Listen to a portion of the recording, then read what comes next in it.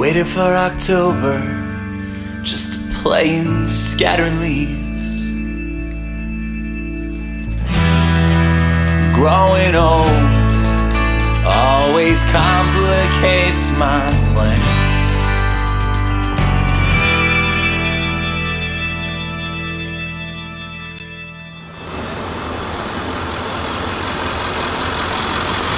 We're here in Toronto and we're looking around the streets to find some homeless youth. It's been tough. We're back at it in the morning again, and what we're going to do now is probably look for some youth outside of the Much Music building.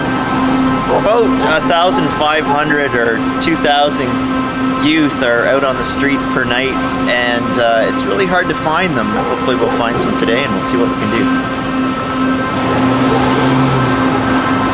Alright, we're going. So how old are you? 24. 24? Sir, what got you out here onto the streets? Me and my dad really never got along. No? And it was sort of breaking my mother's heart. And if we ever actually came down to fist from each other, it would have destroyed her. So I figured, safety of my family. You left? Yeah. Well, me and my parents have a better relationship now than when I was living there, so. That's probably a good choice then. What do you think about Toronto and the safety here? Is it pretty safe for you guys, or is it pretty... Well, I don't have too many problems. No? So. You're okay? Yeah.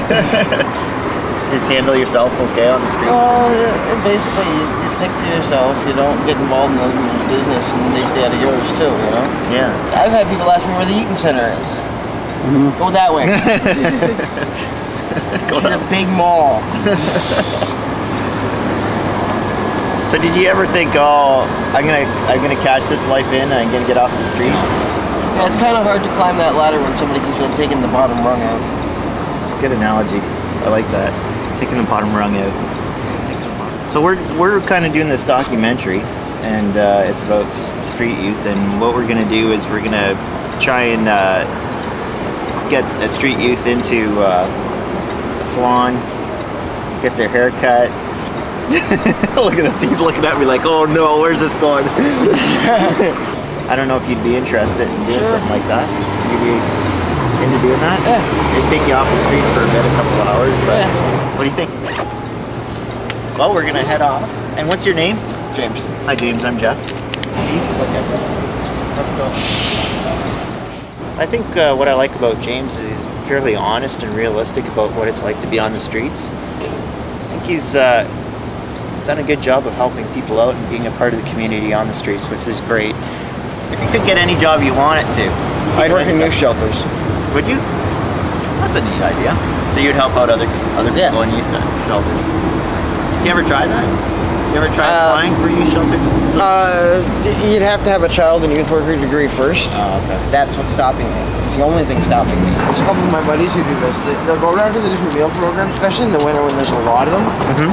They'll bring Tupperware containers and stuff like this, and So if they share get meals extra, and... yeah, for guys who can't leave where they're sitting, or they've got too much stuff to carry around the city to go to a different meal program. Mm-hmm. Here, you didn't make it tonight. Here, eat. Oh, that's Make nice. sure you don't starve. Oh yeah. Go up to the garage. This is Michelle. Michelle, this is James. Day in the life of, well, usually waking up, going out, getting money for a cup of coffee to start with. That's actually where I was at when you guys showed up, so.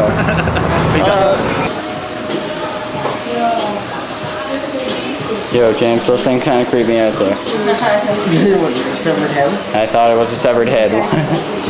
You're almost like a good Samaritan on the streets. Pretty much. You should be getting your sainthood soon. No. No. Do you have his own plaque? Do you like your own plaque? No. No. I have nowhere to hang it. You just do it for the internal. I just do it for the pleasure of helping others. I see so many people not doing it. I mean, I might as well be a little different.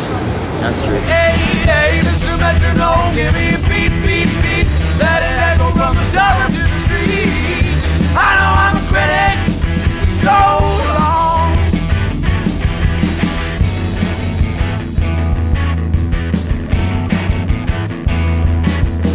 You're never going to a salon to get a mohawk shaved in.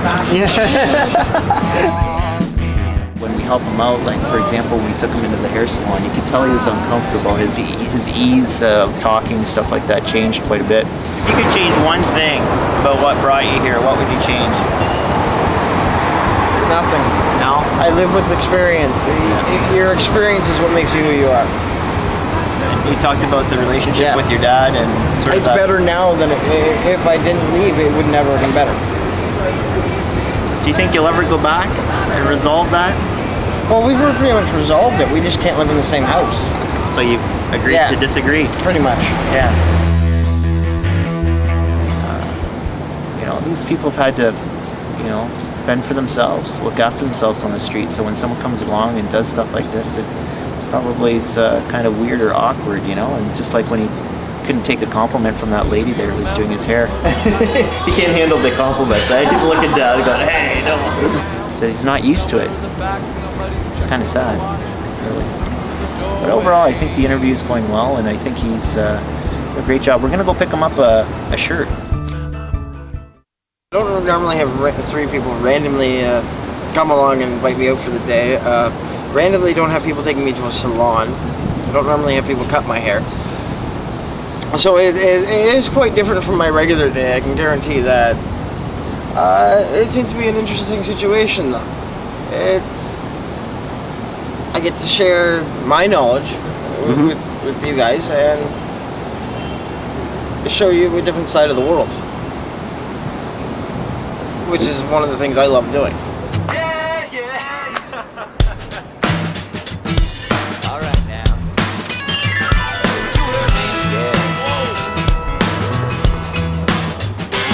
We have a very good sense of humor about everything. That's good. Sort of have to. Me and my friends have the joke, yeah, we're so special they left us behind. We're so special the bus changed its route to avoid our house. All right, will you show us that great purchase?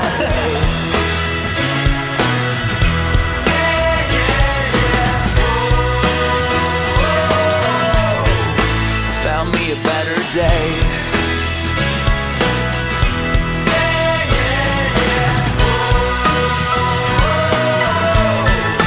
Found me a better day.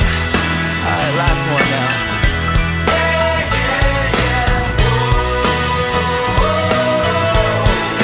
Found me a better day.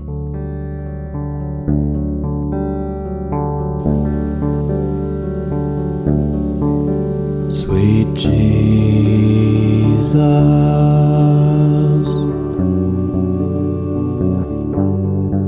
pray for us.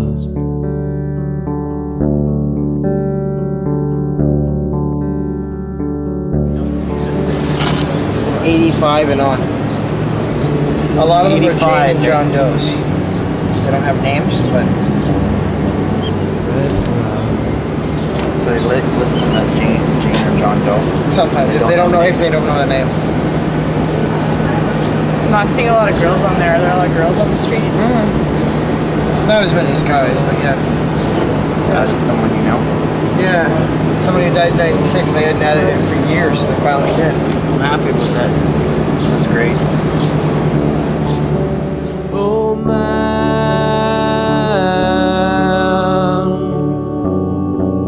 you live in the dark.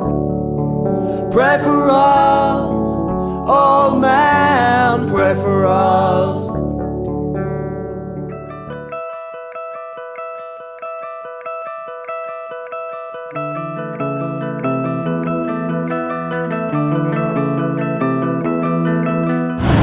When I was younger, I was in a punk band, and I thought it was be awesome to be like, you know, on TV and stuff like that. And it's fun most of the time when I want to sleep. I try to find a spot that's really quiet because I don't like all the noise around me and stuff like that. So you go down under the bridge, you said, or near the water? Near the water, but it's hard because there's so many other people that are like kind of have their own territory and stuff like that where they sleep. So it's like you don't want to offend the other homeless people. The ideal situation would be just like chilling on a beach in Jamaica, where it's always sunny and warm, and Playing your guitar. playing guitar. Right now, I'm at the moment. I got a court fine for. I was at a rock show, and I got a little too rowdy and intoxicated, and I smashed a window. So So you got to deal with. I got to those deal with fines. that fine first, or because I can't really go anywhere because it's on my record. Do you find like things are pretty like rough on the streets in regards to the youth? Do they kind of have to like, what do they do to make money? Like, I know there's prostitution, there's panhandling, there's Yeah. squeegeeing, but that's kind of gone by the wayside with the new laws, right? You Yeah. can't squeegee really, but people are walking around with hats sometimes.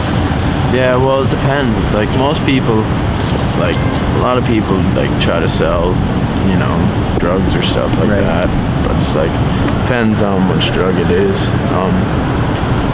A lot of my friends just try to find jobs and work like that, but I always find that when we show up with our natural clothing and stuff like that and how we look, it's hard to find work because a lot of other people have taken jobs before us, and it's Right. like we're kind of waiting in line for a job.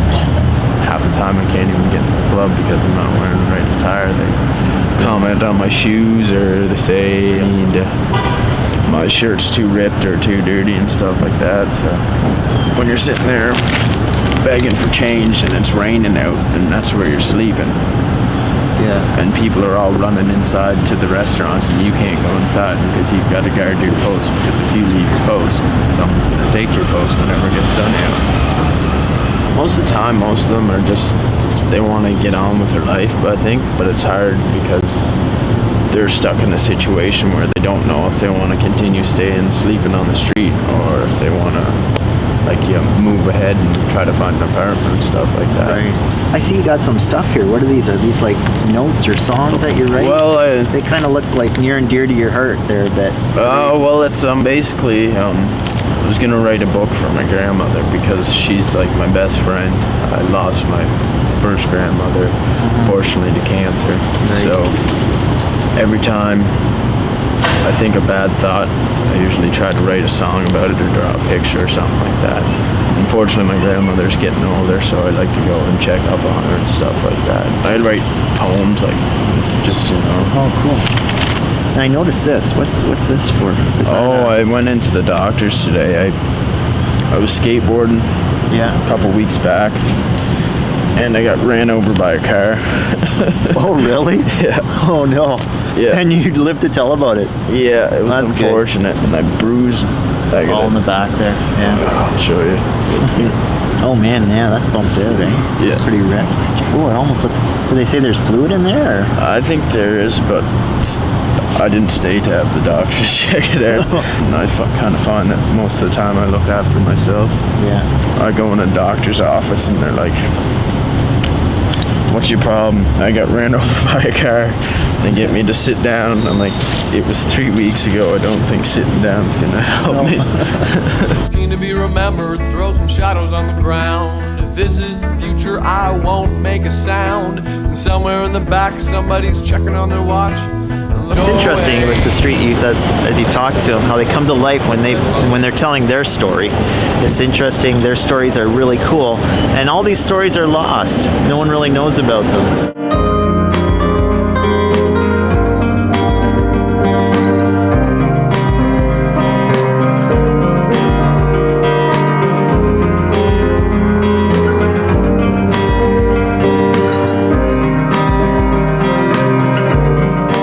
I have a very difficult time planning out my career, or planning out what I'd like to do, planning out having just some random job for the sake of having a job so I can pay somebody some rent. I mean, it's a pretty ridiculous cycle that a lot of us fall into, where we just work, pay rent, pay bills, and I'm not really too enthusiastic about that lifestyle. And regardless of what anybody says about it being the reality of life, it really isn't. It's just the reality of some people who are in certain economic class. You know, I plan to be going somewhere greater than this, somewhere better. It feels very good to graduate, but as for me right now, I'm 20, I tried several times to get back into school, I was forced out my mom's house, I didn't really want to sell drugs and all that stuff, get on the street scene and all that poverty stuff, but I had to. because of my ambition to be something more. A lot of individuals get into crime because they just, like myself, I feel like I have no place whatsoever in the workforce. I feel there's too much conforming to a culture that would require me to give up everything I know. I was raised with other siblings as well, you know? So, you know, thinking of them, taking care of them, I couldn't really do what I wanted to do, so, you know.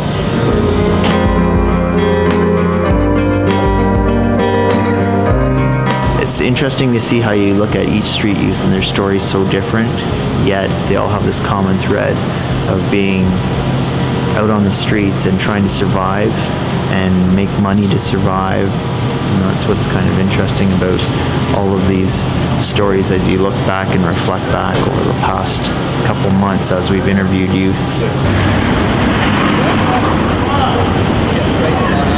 So what kind of got you out on the streets? What is the sort of the drive of what pushed you here? I wasn't gonna let my friends go on the street on their own, right? So I don't know, when they wanted to move, I said I'd move with them. It didn't work out so well, so we ended up lucking out and finding this place, so we're not on the streets anymore. That's right. If we didn't find this place, we'd still be sleeping outside. Yeah, so where do you sleep if you don't find a place like this? Where would be? Park bench? Bus depot. Bus depot's good. Terminals? Yeah. Any of those things where you find dry overhangs? 24/7. No, the inside are open 24/7. Are they? Yeah, sleep on the bench. When we were talking to youth, they talk about sort of getting out on the streets and then coming back off the streets again, getting somewhere, and then all of a sudden they hit the downfall again. Has that? That's I don't know. That definitely has something to do with drugs. You know, because if you're not on drugs, then they don't kick you out. Okay, so it's a drug thing. Yeah, if you want to do drugs, then you're back on the street again. So as soon as they find out you're doing drugs or alcohol, then they don't tolerate that. Yeah. I haven't talked to a worker yet. I've only been here for one day. It's kind of a good place to find them. When I came here, I was pretty hungry, and they gave me some food and stuff, so it was good. So how long would you have been without food before you got here? Well, we were living on McDonald's and stuff. We stayed in this one really run-down hotel. There was rats. We were sitting there and we were trying to sleep, and it was one bed, right? So we were all squished in there, and we hear this chewing and chewing and chewing, and we're getting a headache. So Nick goes up and he picks up this garbage can and smashes it, and it just just as the rat was running by, and he smashed it. That's and then half an hour later we heard more chewing, so there's quite a bit of rats. To get rid of. So one exterminated, more to go. Yeah. Have you ever felt threatened here in Toronto? I could care less. But if you're on the street, I mean, what else is there to lose? That's right. All right, thanks, man. Yeah. Take it easy. One of the things I found really interesting when we're going about talking to street youth is the fact that the females, when we approach them to talk about their story about being on the streets, they're having a really difficult time coming forward onto camera because they're almost seeing it as a story that they don't want to tell, their personal story that they're somewhat ashamed of, and it's interesting the differences between the males and the females and how they see things. This is Marissa, and we just met her today, and we're going to talk to her a little bit about what it was like to be a street youth. She's sort of filled us in that she was on the streets 4 years ago, and I just found out 2 weeks ago that I was 6 weeks pregnant. I'm actually 9 weeks now, gonna be on Tuesday, and I got kicked out of the house. Just some stuff had happened. See, before I came here though, I was staying in an abandoned truck, and it got too cold there, and I got really, really sick, and I ended up going to the hospital for dehydration and malnutrition. Everywhere in Toronto on the streets is an unsafe spot for a white female. Yeah. Or a female at that. Yeah, it's pretty dangerous. It right? is. Yeah. Well, that's a good point that you make. When you're in a shelter, it's hard to stay in there, you know what I mean? You gotta get out and walk around a bit. It's hard because you have to share a room with somebody that you've never met before in your life. You have to trust your belongings with them. And that's hard because there are other homeless people, you know what I mean, that don't have what you have. That's right. So if you have makeup, if you have valuables that you carry around with you all the time that you cherish dearly, you know what I mean, you're afraid. Exactly. Even when you're sleeping, you gotta protect your identity, you gotta protect who you are. And it's hard in a shelter. You know, that's a really important point that I never thought of. Someone could take your identity, do stuff under your identity, and rack up a whole record for you. It happened to my friend. They took her social insurance number, and they got ID replacements, but with their picture, she ended up in debt to the government, $25,000. I don't have an immunity system. Okay. So I get sick really fast, and when I do, it stays. And now you got someone else to look after. Exactly. I have right? 2 actually to look after in there. So It's harder because the babies, they're twins, they're actually taking everything out of me. By the time the baby is born, I said, I'm going to be married. Like, I'm going to have everything. You know what I mean? Yeah. So it's going to be a little harder. And it's not just that, it's just the way people look at you, and it has so much effect on people's self-esteem. It breaks people. Yeah. Because they're not the way people are looking at them, and the way people are treating them, because of the way they look, or because they've seen them, they passed by and saw them sleeping near a dumpster or something. Yeah. I've had to turn into an adult when I was 14 because I went on the streets. Like, I missed my complete adolescent and teenage years. You know, and that's something everybody should have. Not many people want to lend a helping hand to people like us. They think that there's just no hope. Yeah, it's important that people start caring and people start taking action for street youth, because the numbers are going up. When I see somebody playing a fiddle or something, and you see people walk by not even noticing them. It's like they're invisible.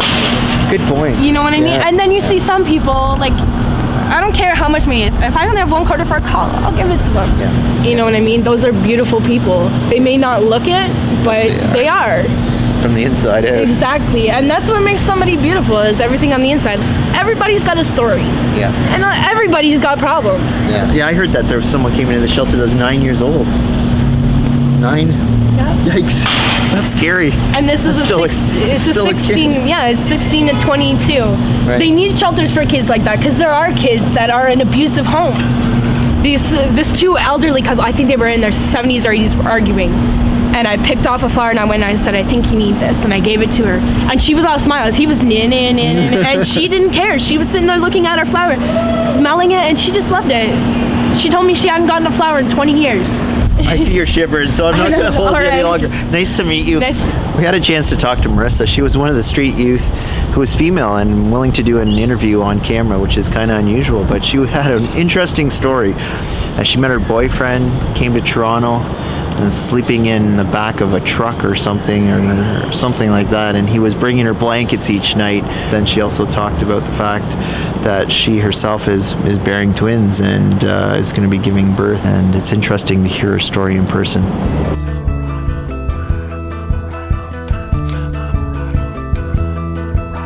Well, we're back in Toronto, and guess who we found? We found James. How you doing? Oh, not too bad. Not bad? Things going okay? Things could be better, but things could be a lot worse too. Yeah. Anything else new? Well, I'm still waiting for the Metro Toronto Housing Authority place to come through. I've gone up to number 1 on 10 different waiting lists for 10 buildings. So I'm just waiting for an apartment to become available now. Oh, okay. Things haven't gotten worse, but I'm just playing a waiting game, you know. Once that hooks up, that'll be a hell of a lot better for me. The guy I share the bathroom with loves to sit in there and read. So I have to knock every time I want to go use facilities in my own house. Oh, yeah, that's kind of frustrating, eh? It's kind of weird. We were walking by and we said, "Hey, there's James. We got to go over and say hi to him." It was, the kid's like, "Is it James?" Yeah, because you had your hood up, we weren't sure, and you had your hat on. I start volunteering for the Out of the Cold program the beginning of next month. Out of the Cold program? Yeah, like I volunteered there last year. Did you? It's the one strictly set up for the youth. Okay. Like I said, I want to get involved in that, right? Later on in life, that's what I want to be doing as a career, is being a child and youth worker. So right now, because of finance situations, eventually, hopefully, I can pay for my schooling. Yeah. But until that point, all I can do is volunteer at programs and stuff. At least it gives me background experience. I remember you telling us that that's what you want to do. It sounds like you're doing some good stuff with the volunteer. But you get used. You can actually talk to them and help them work out maybe the problems with their parents or guardians or whatever, and help them not be into this life. What would you advise to people who are considering this and don't live this life? This is the life that nobody should have to live. if we lived in a perfect world, but then again, we don't live in a perfect world. He took us around and showed us a lot of spots.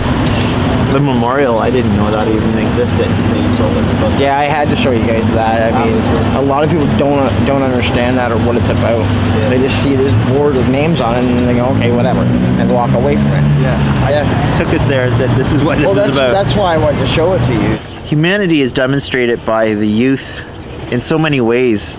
The way they care for each other, they look after each other, they feed each other.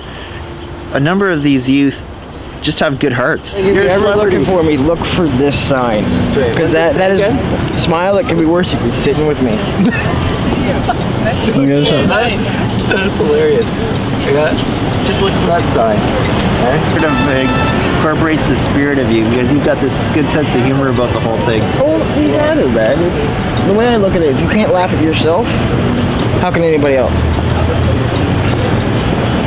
And it's also the easiest way to put things across to people. Yeah. Okay, why is everybody so depressed? Why does everybody have such a bad mood on their face? And I was just thinking, as I went along, and wait a minute, maybe if I make people smile. When I came out onto the streets to do this documentary, I thought, I'd like to show some humanity and give to these people. Well, they're the giving people, really. And I'm just the receiver of their wonderful stories about how they have changed things. Your life ain't that bad, okay? Everybody goes, well, sitting with you wouldn't be bad. No, it would be. Why? Because you'd be living out here with me. That's my point behind it. Your life is not that bad. It can't be that bad. Beside me for a while. Yeah. Waited for October just to play and scatter leaves. Winter was in wonder, the gloves latched onto our sleeves. Never cared to travel, my apartment had it all. A bed, my Nintendo, and my best friend right down the hall. Growing old always complicates my plan. Just take me back to Disneyland.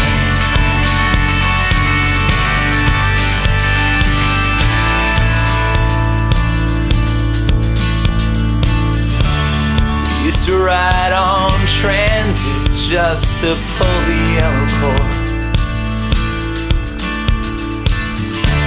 Billboards down in the valley, I was feeling kinda bored.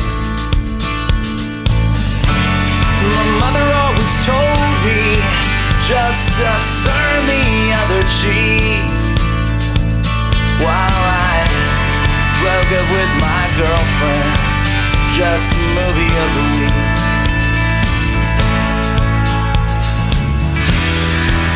Growing old always complicates my plan. Just take me back